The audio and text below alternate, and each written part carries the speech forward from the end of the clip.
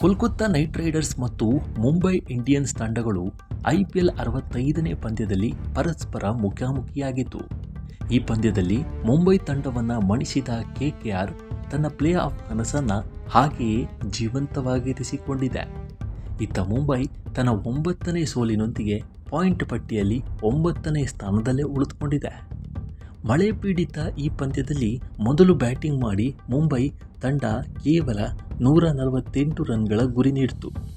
ಈ ಗುರಿ ಬೆನ್ನಟ್ಟಿದ KKR ಕನ್ನಡಿಗ ಮನೀಶ್ ಪಾಂಡೆ ಅವರ ಸಂಯೋಜಿತ ಬ್ಯಾಟಿಂಗ್ನಿಂದಾಗಿ ಗೆಲುವು ಸಾಧಿಸುವಲ್ಲಿ ಯಶಸ್ವಿಯಾಯಿತು.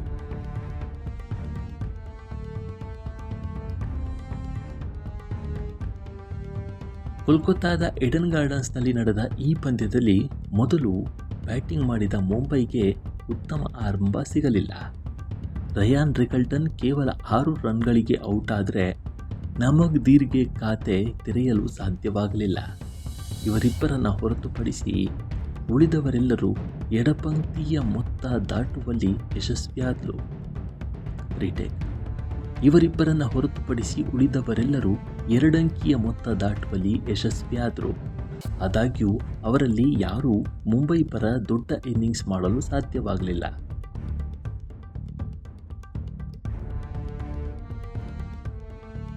ಕೊನೆಯಲ್ಲಿ ಏಕಾಂಗಿ ಹೋರಾಟ ನೀಡಿದ ಕಾರ್ಬಿನ್ ಬಾಷ್ ಸುಮಾರು 200 ಸ್ಟ್ರೈಕ್ ರೇಟ್ನಲ್ಲಿ ಬ್ಯಾಟ್ ಬೀಸಿ ಅತ್ಯಧಿಕ 32 ರನ್ಗಳ ಇನ್ನಿಂಗ್ಸ್ ಆಡಿದರು. ನಾಯಕ ಹಾರ್ದಿಕ್ ಪಾಂಡ್ಯ 26 ರನ್ಗಳ ಇನ್ನಿಂಗ್ಸ್ ಆಡಿದರೆ ತಿಲಕ್ ವರ್ಮಾ 20 ರನ್ಗಳನ್ನು ಬಾರಿಸಿದರು. ರೋಹಿತ್ ಶರ್ಮಾ ಹಾಗೂ ಸೂರ್ಯಕುಮಾರ್ ಯಾದವ್ ಅವರ ಇನ್ನಿಂಗ್ಸ್ ತಲಾ 15 ರನ್ಗಳಿಗೆ ಅಂತ್ಯವಾಯಿತು.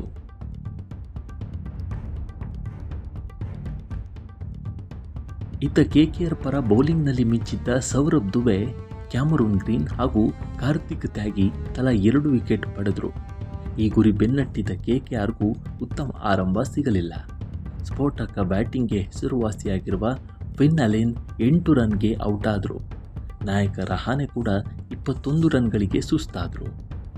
ಆ ಬಳಿಕ ಬಂದ ಗ್ರೀನ್ ಇನ್ನಿಂಗ್ಸ್ ಕೇವಲ 4 ರನ್ಗಳಿಗೆ ಅಂತ್ಯವಾಯಿತು.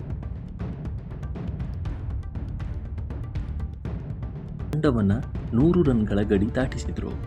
ಮನೀಶ್ ಪಾಂಡೆನ 33 ಎಸೆತಗಳಲ್ಲಿ 6 ಬೌಂಡ್ರಿ ಸಹಿತ 45 ರನ್ಗಳ ಉಪಯುಕ್ತ ಇನ್ನಿಂಗ್ಸ್ ಆಡಿ ಔಟ್ ಆದರೆ ಪೊವೆಲ್ ಇನ್ನಿಂಗ್ಸ್ ಕೂಡ 40 ರನ್ಗಳಿಗೆ ಅಂತ್ಯವಾಯಿತು.